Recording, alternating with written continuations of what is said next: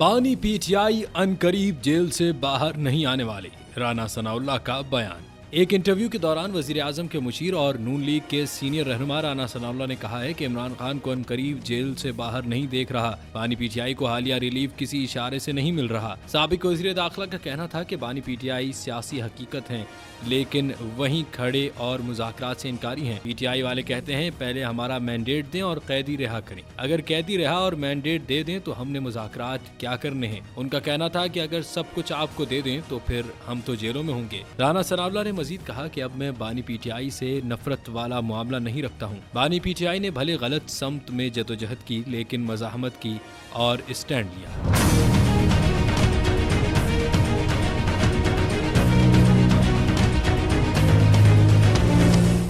Subscribe करें और bell दबाएं ताकि कोई खबर रह न जाए।